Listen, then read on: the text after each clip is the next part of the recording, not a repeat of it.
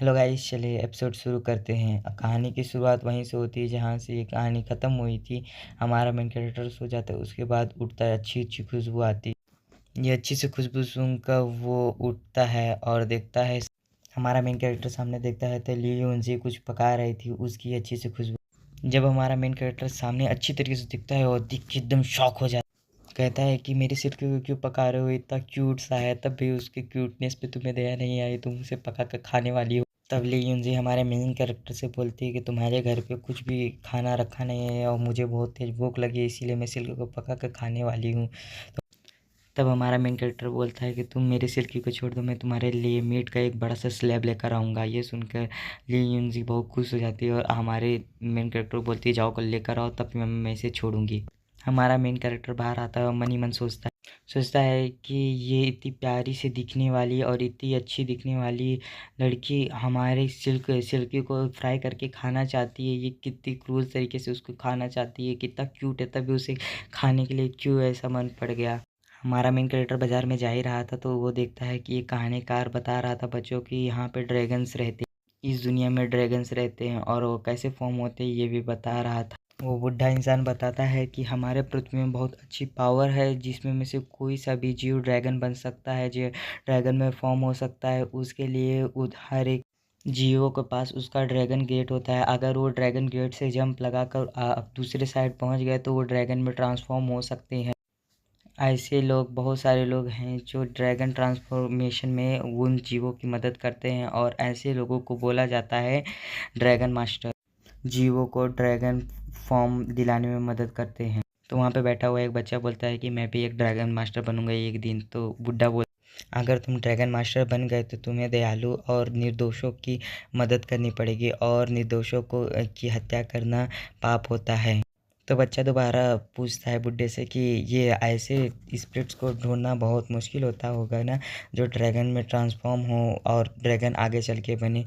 बुड्ढा इंसान बोलता है कि हाँ, ऐसे लोग को ढूंढने को तो बहुत ज़्यादा मुश्किल होती है, लेकिन आज हाल ही में पता चला है कि अभी ये जो ड्रैगन्स होते हैं, जो ट्रांसफॉर्म होने वाले होते हैं, उन्हें सिल्क वॉर्म खाना बहुत पसंद है। तो इसीलिए यहाँ पे सिल्क वॉर्म की प्रजाति बहुत ज़्यादा बढ़ गई है और उसकी मांग भी बढ़ गई है और उसके कारण ही हमारे यहाँ पे बहुत ज़्यादा खेती हो रही है सिल्क वॉर्म्स। तब बच्चे बोलते हैं कि मेरे यहाँ पे बहुत सारे सिल्क वॉर्म हैं।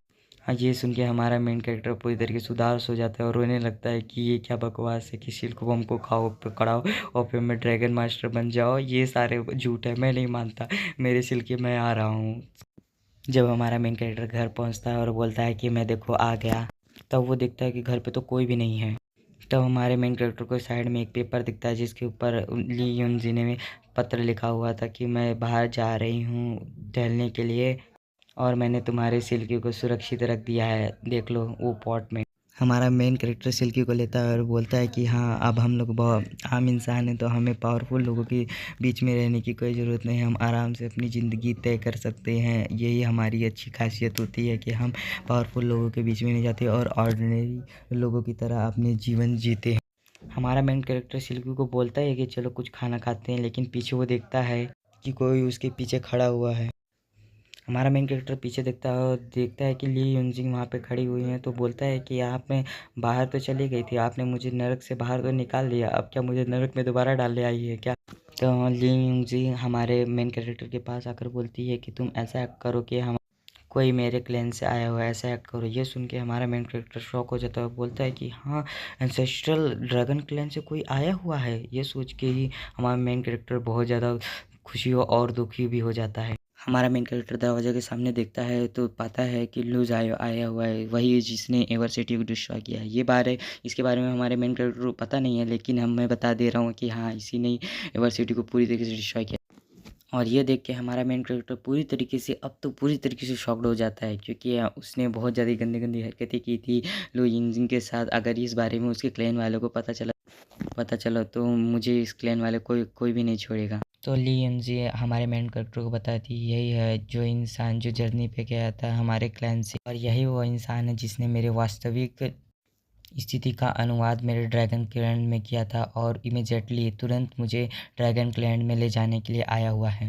अब ये सुन के हमारा मेन कैरेक्टर मन ही मन हंसने लगता है कि अब मेरी चांस है, अब मैं पहली बार वार करूँगा, हा हा हा हा हा। हमारा मेन कैरेक्टर तभी नाटक करने लगता है, बोलता है मिस्ट्रेस, आपके क्लैन मेंबर ने मुझे ऑर्डर दिया है कि आपको दोबारा आपके क्लैन में लेकर जाने के लिए, और मैं कहना चाहूँगा कि किसी भी ऑर्डिनरी और किसी अननोन पर्सन के साथ आप कहीं पे मत जाएं, क्योंकि आप बहुत सुंदर और अच्छी हैं। ये सुन के ली जायो की बहुत ज़्यादा जल जाती है और लिन जायो बोलता है, कौन अपरिचित, मैं इस क्लैन का मेंबर हूँ। तो ली युनजी हमारे मेन कैरेक्टर को बताती कि ले जायो कोई अपरिचित नहीं है, वो मेरे पापा का सर्वेंट रह चुका है कोर्ट में, और अभी वो ड्रैगन मास्टर है, और कोई भी अपरिचित इंसान नहीं है। तो हमारा मेन कैरेक्टर नाटक करते हुए बोलता है कि ओ, हम लोग सेम क्लैन से हैं क्या, तो चलो हम लोग एक दूसरे के ऊपर नज़र रख के हम मिस्ट्रेस को लेकर जाते हैं उनके क्लैन में। तो उसके बाद लीजा अपने ड्रैगन को बुला लेता है और सब लोग उस ड्रैगन के ऊपर बैठ जाते हैं। हमारा मेन कैरेक्टर ड्रैगन के ऊपर बैठने के बाद सोचने लगता है, शायद यही ड्रैगन है जिसने एवर सिटी को पूरी तरीके से डिस्ट्रॉय कर दिया था। चलो अच्छी बात है, लीजायो को मेरे बारे में पता नहीं है कि मैं लिन जी के साथ सेक्स कर चुका हूँ, और नहीं तो मेरी भी खटिया गोल अब इस तरह गोल कर देता। और बोलता है चलो मैं बच गया, वरना तो एवर सिटी की तरह मुझे भी ये डिस्ट्रॉय करके रख देता है, बच गया, मैं बच गया। हमारा मेन कैरेक्टर ली जी से पूछता है कि पहले ये ली जायो तुम्हारे फादर का क्वार्टर था ना, तो ये निकाल क्यों दिया गया, अब ये क्यों नहीं है ये क्वार्टर। तो लिन जी बताती है कि मैं एक दिन प्रैक्टिस कर रही थी, शॉर्ट प्रैक्टिस, वो पीछे से मुझे स्पाई कर रहा था, देख रहा था, इसके चक्कर में मेरे फादर ने उसे क्लैन से निकाल दिया।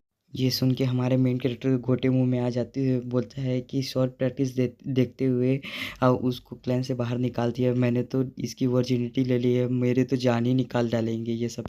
उसके बाद ली युनजी बताती है कि उसके बाद ये ड्रैगन मास्टर बन गया, इसीलिए इसने डायरेक्ट आपको किडनैप नहीं किया, क्योंकि ये अपॉर्चुनिटी ढूंढ रहा था कि अपने क्लैन में वापस जाने के लिए, इसीलिए ये आपको डायरेक्ट किडनैप नहीं करना चाहता था।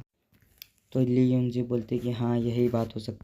हमारा मेन कैरेक्टर उसके बाद बोलता है कि ये आपके ऊपर नज़र रख रहा है, ये बताना मुश्किल है कि कब ये पागल हो जाए और ये अपने मार्ग से भटक जाए और आपको किडनैप कर ले। ली जायो पीछे देखता है और देखते ही पूरी तरीके से जल भुन जाता है, और मन ही मन सोचता है कि ये आदमी महिलाओं के इर्द गिर्द घूमता रहता है, ये बहुत ही ख़राब बात है, और इसके चक्कर में वो बहुत ज़्यादा गुस्सा हो जाता है और ड्रैगन का बैलेंस इधर उधर कर डालता है। इसके कारण हमारा मेन कैरेक्टर जोरों शोरों से चिल्लाने लगता है और ली युनजी को टाइटली पकड़ लेता है और चिल्लाता रहता है। आप सभी को ये मांगा कैसी लगी और मेरी एक्सप्लेनेशन कैसी लगी, ये कमेंट में बताना ना भूलें, और लाइक एंड सब्सक्राइब करना भी ना भूलें। बाय बाय, टाटा, अगली बार लेकर आऊँगा 4th एपिसोड।